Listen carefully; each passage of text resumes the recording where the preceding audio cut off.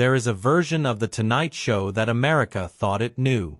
The one with the perfectly pressed suit, the confident monologue, the smooth transition to the desk, and Johnny Carson sitting there like some kind of benevolent king holding court over the nation's bedtime.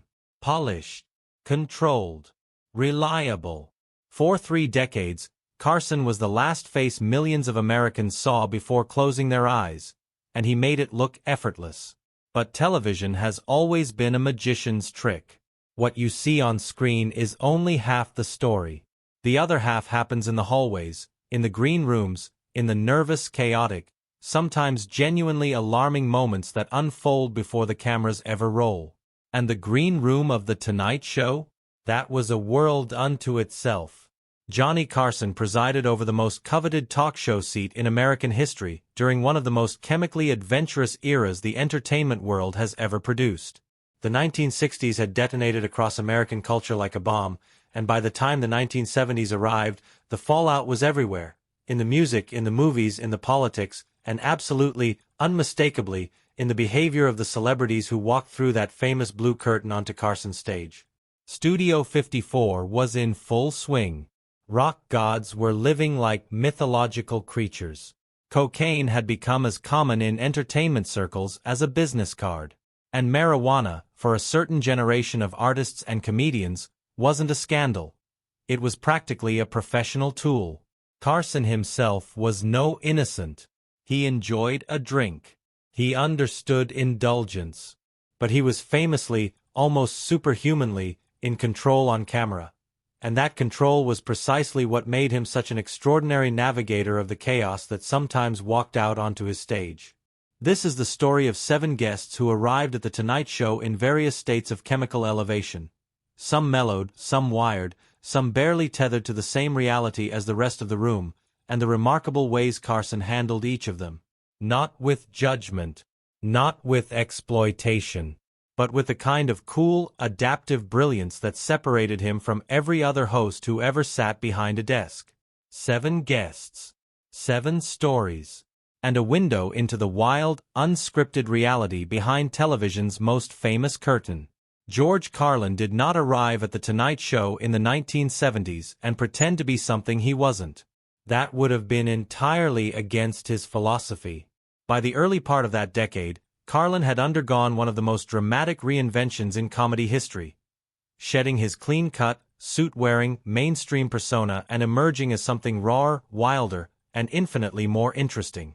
He grew his hair long, sharpened his material into something almost confrontational, and embraced the counterculture with the enthusiasm of a man who had finally stopped apologizing for who he was.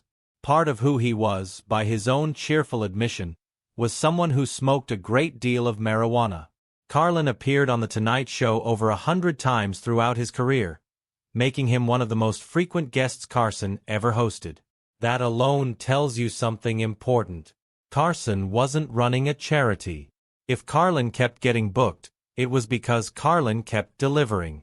And he did, just with a particular quality to his delivery that sharp-eyed viewers definitely noticed.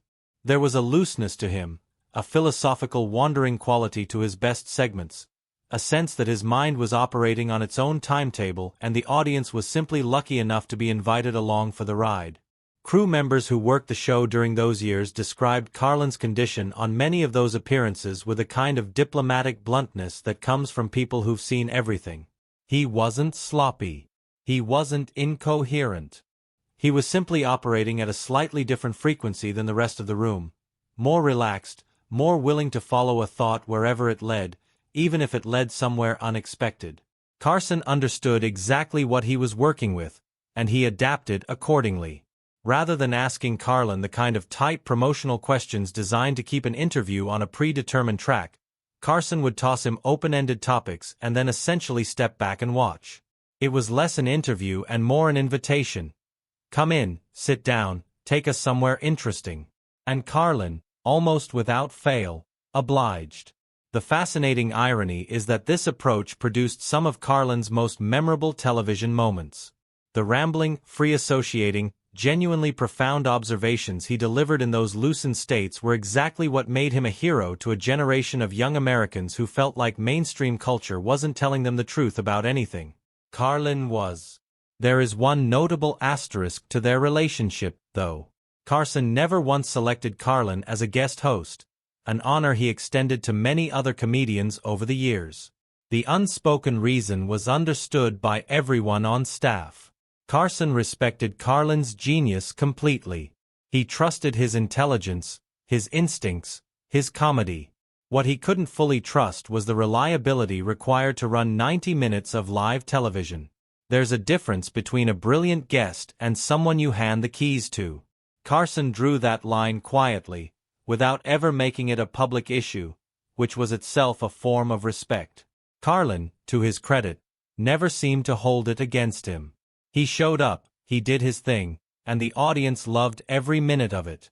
In his autobiography, he addressed the era with characteristic directness, essentially confirming what anyone who watched those segments had already figured out. He was stoned. It was the 70s. He was George Carlin. The math wasn't complicated. If Carlin represented the functional, philosophical end of chemical enhancement, Richard Pryor represented something far more volatile and far more heartbreaking. Pryor was arguably the most talented comedian of his generation, perhaps of any generation. His ability to excavate pain, to transform raw personal experience into comedy that was simultaneously devastating and hilarious, was genuinely unlike anything American audiences had seen before. He was a genius. He was also, by the mid-1970s, fighting a losing battle with cocaine that would eventually lead to one of the most horrifying incidents in celebrity history. His Tonight Show appearances exist along a spectrum. At his best, he was electric, a force of nature that Carson clearly adored and delighted in. At other moments, there was something else visible beneath the surface. A distraction. A drift. That particular quality in the eyes where the lights are on but the person has partially left the building. Crew members who worked those segments described the experience of watching Pryor in a compromised state with a mixture of admiration and anxiety. He could be the sharpest, funniest person on the planet in one breath, and then suddenly seem to be receiving transmissions from somewhere else entirely. His attention would slip, his focus would scatter, and the brilliant thread he'd been following would unravel just enough to create a noticeable gap. Carson's response to these moments was instructive. He didn't let Pryor flounder. He didn't use the awkwardness for cheap laughs at Pryor's expense. Instead, he did what great hosts do, he caught him. A well-timed question to redirect. A joke that covered the strange pause. A smooth pivot to commercial that gave everyone a moment to reset. Watching those segments today, knowing what you know, you can see Carson working twice as hard as usual, filling the spaces, keeping the boat upright. What's striking is the genuine affection underneath it all. Carson wasn't managing Pryor with the detached professionalism of someone just doing a job. People close to both men have described a real warmth there, a recognition on Carson's part that he was in the presence of something rare and fragile. He would check on Pryor through mutual friends after particularly difficult appearances. Not publicly, not in ways that drew attention, but quietly. The way you look out for someone you actually care about. Pryor's story, of course, doesn't have a happy ending for that period of his life. The freebasing accident in 1980 became one of the most famous cautionary tales in entertainment history. But the Tonight Show segments that preceded it preserved something important. Moments of genuine brilliance captured alongside the evidence of a war being fought just below the surface. Carson gave him every opportunity to shine. That he sometimes couldn't fully take advantage of it was the tragedy, not the comedy. Not every story in this collection involves comedians or rock musicians. Some of the most jarring Tonight Show moments came from the most unexpected sources, which is precisely what made Truman Capote's January 1980 appearance so genuinely shocking to everyone who witnessed it. Capote was, by any measure, one of the most dazzling literary and social figures of the 20th century.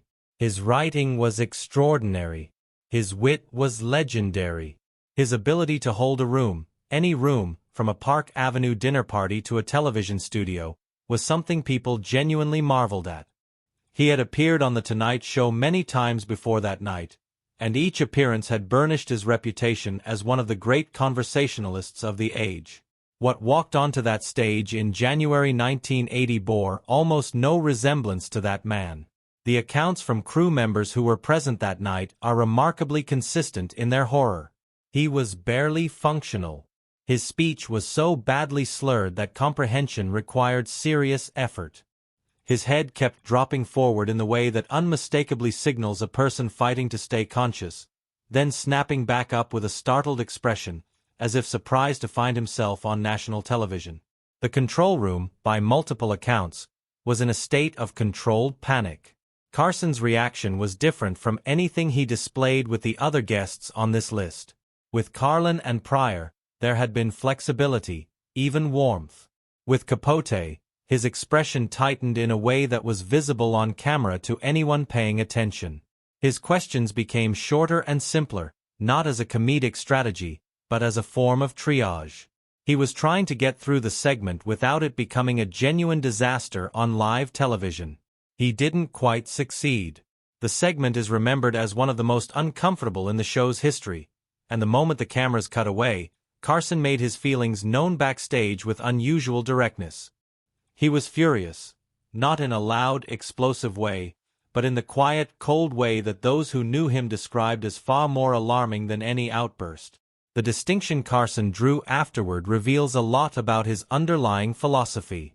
He had tolerated, even embraced, plenty of guests who arrived in altered states. What he could not tolerate was a guest who was so impaired that they couldn't function at all, because that wasn't just disrespectful to him or to his show. It was disrespectful to the audience sitting at home.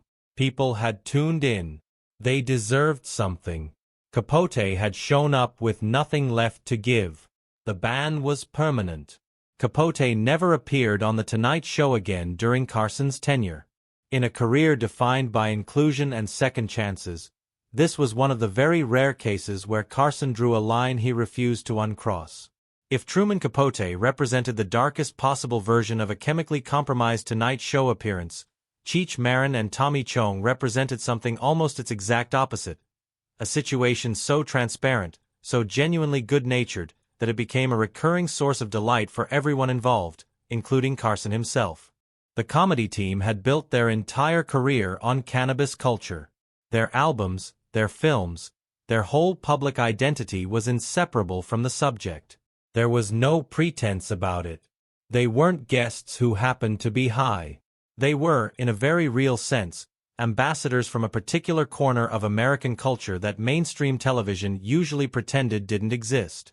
Carson's approach to them was a small masterpiece of comedic strategy. Rather than ignoring the obvious or working around it, he leaned into it, playing the perfect straight man to their relaxed, wandering, unpredictably funny presence.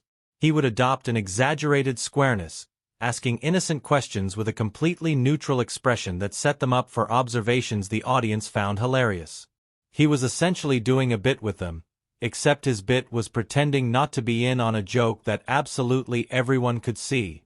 During one appearance promoting their film Up in Smoke, Chong began an anecdote about the movie's production that gradually lost its narrative thread entirely, wandering off into territory that had only a theoretical connection to where it had started. Carson didn't rescue him, didn't redirect him, simply waited, with a single raised eyebrow aimed at the camera, letting the audience in on the joke as fully as possible without saying a word. The audience loved it. They loved it because it was real, because this was exactly what they expected and hoped for, and Carson was smart enough to know that getting out of the way was the best thing he could do. There was genuine mutual respect in those segments that comes through even decades later. Cheech and Chong appreciated that Carson never tried to sanitize them or squeeze them into a more television-friendly shape. Carson appreciated that they were exactly who they appeared to be. No performance, no pretense, just two guys who were authentically, cheerfully, entirely themselves. In a business full of people carefully managing their images, there was something almost refreshing about that.